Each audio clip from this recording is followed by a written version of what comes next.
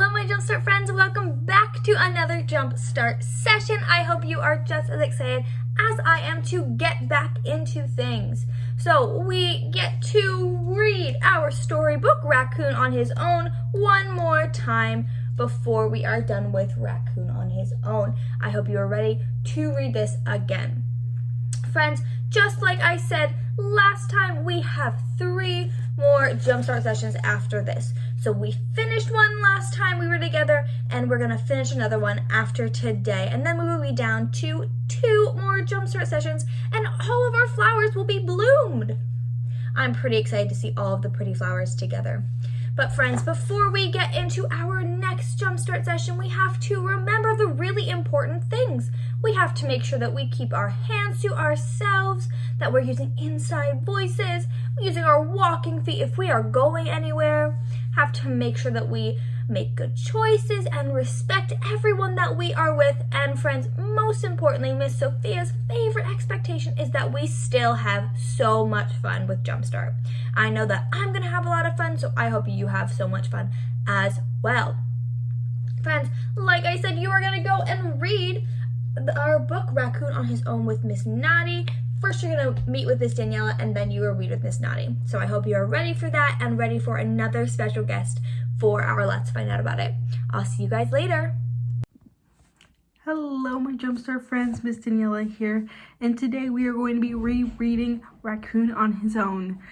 And for today's message prompt we have, would you rather have an adventure all by yourself like Raccoon did, or have your family along? And for me personally, I would be scared that I would be lonely. And to be lonely is to be sad about being apart from other people.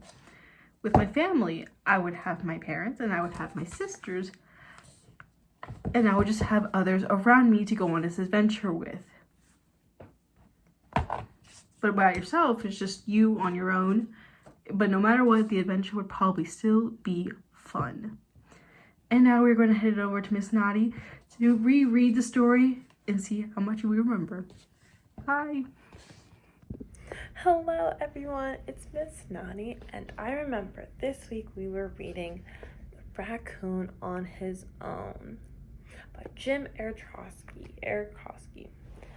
And now, because Jim Aronofsky was the only name on the book, that means he was the writer and the illustrator. And just like the title says, Raccoon on His Own, I remember this book was about a lonely raccoon who got apart from his family. Let's see what else we remember. I remember the book started by a swamp, and a swamp is a land of a lot of water with muds and plants. And I remember the boat was nudged on the mud right here, so it was not moving. But the raccoon family came and were hungry and were digging through the mud that the boat was stuck on, and they were looking for crawfish to eat. I remember one raccoon jumped on the boat looking for food. But because they were digging at the mud, the boat had nothing to be nudged on anymore. So the boat was detached from the land, and it was drifting away, or moving slowly away from the land where the family was. But there was still one raccoon stuck on the boat. Oh no. I know I would have been scared if I was in that situation. And I remember the raccoon was definitely scared because he had a chill running down his spine, which meant that he was so scared that he felt cold. Just a little chill like that. And then I remember he had so many obstacles. He tried to jump high onto this branch, and then when a snake was draped or loosely hanging on the branch, he had to duck. I can see how nervous he looked in his eyes. He was so scared of these snakes, like I would be. so afraid. But then not only was he afraid, but he was also lonely. He was drifting away from his family by himself, and I know I would have felt so lonely and from being apart from my family, but he only had his reflection to keep company. But if you look closely at this page, you can see his family is still there. They're not far away, so maybe there's hope. And you can see his family's getting closer.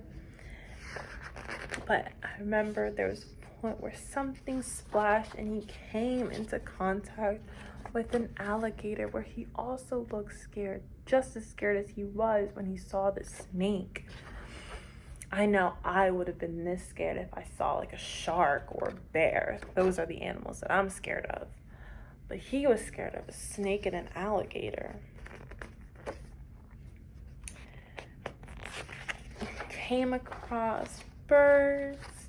He came across these turtles. But I remember every time he reached out, the turtles would swim away, making him feel lonely again. Or the time when he went past this little duck family and the mother duck leading her baby ducklings made him feel lonely and missing his family as well. But his family was so close. And then suddenly the boat bumped right back onto land, and he was reunited with his family, and they all went downstream together. And that was the raccoon on his own.